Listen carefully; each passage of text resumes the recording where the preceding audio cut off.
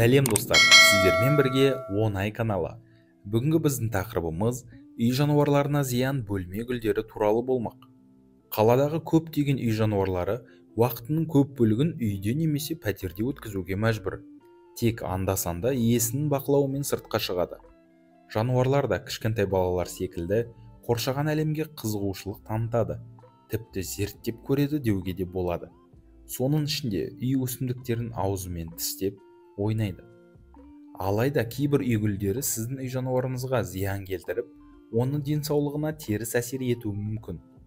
Ендеше, үй жануарларына зиян бөлме гүлдерімен таныс болыңыздар. Алоэ вера пайдасы өте көп және көптеген ауруларды емдеуге қолданылатын бөлме гүлі. Мәселен, денсаулыққа қатысты адамдардағы тері, буын, ас қорыту, көру секілді мүшелерге ем ретінде қолданылады. Сонымен қатар, алоэ вера иммунитетті де көтереді.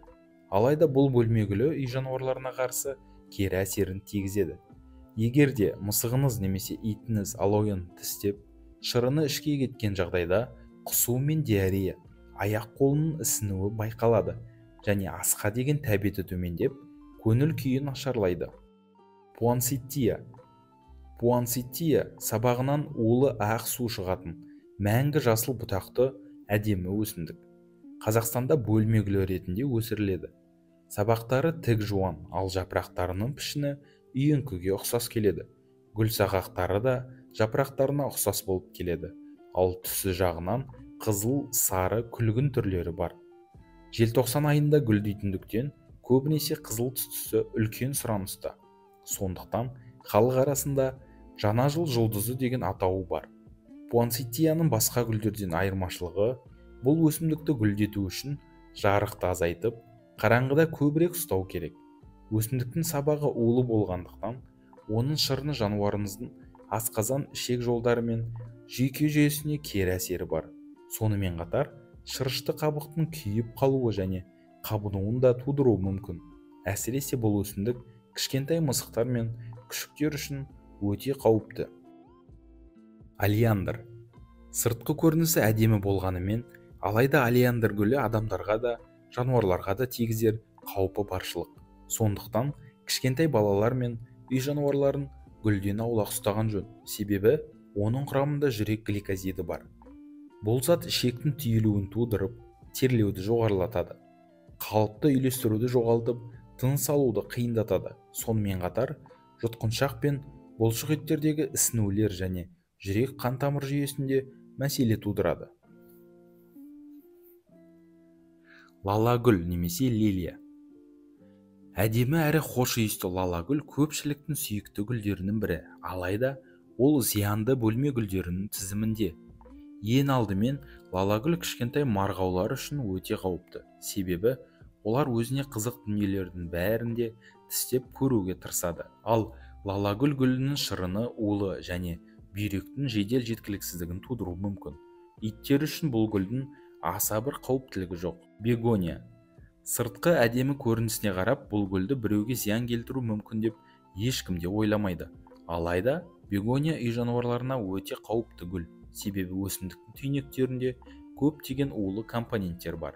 Егер де мысығыңыз немесе итіңіз гүлді тістеп, бегония шырыны ішке кетер болса, ең бірінші ауызды қатты күйдіреді және тыныс алу жүйесінің қабынуы мен көп мөлшерде сілекей шығаруды, құсуды тудыруы мүмкін. Қасқыр жем немесе аспарагус. Ине секілді ұсақ жапырақтары бар бұл гүлдің сыртқы көрінісі жануарларды өзіне жақындауына және ойнауына итермелейді.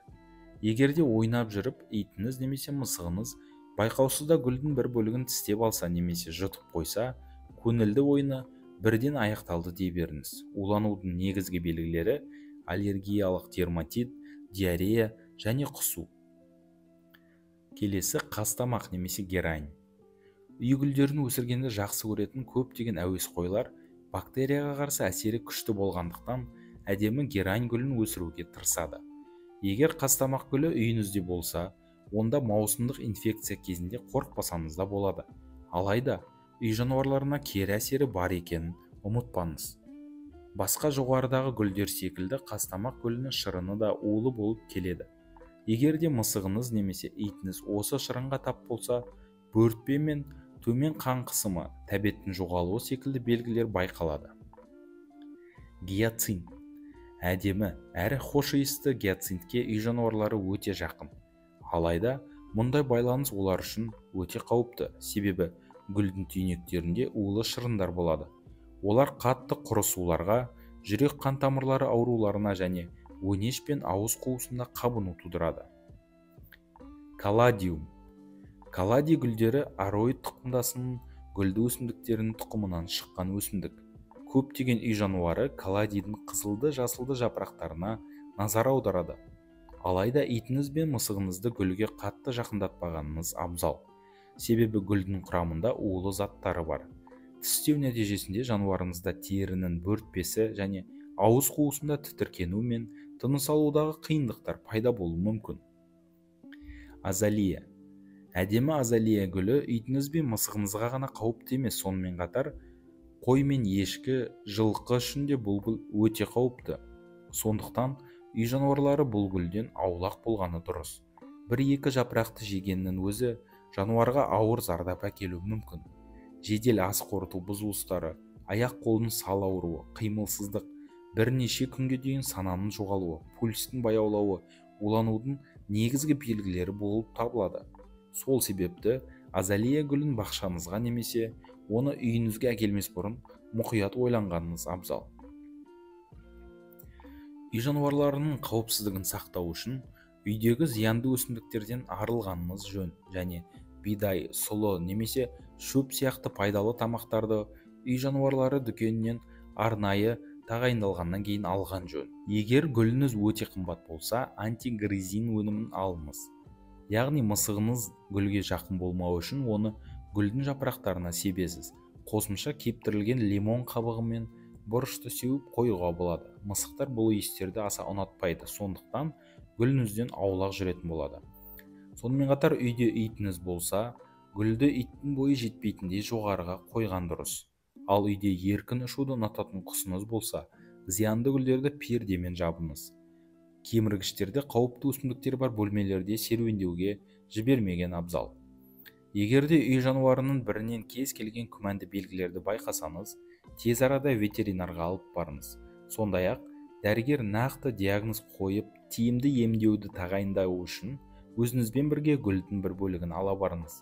Кішкентай балаларға жасалатын қамқорлық секілді үй жануарларына да ерекше қамқорлық пен қауіпсіздік керек. Сондықтан үй жануарына зиянды өсімдіктер қатарын біле жүргеніңіз абзал. Осымен достар, бүгінгі видеомыз тәмам. Сіздермен болған оңай каналы. Өз ойларыңызбен видео астында бөлісіңіздер. Келесі кездескенше достар.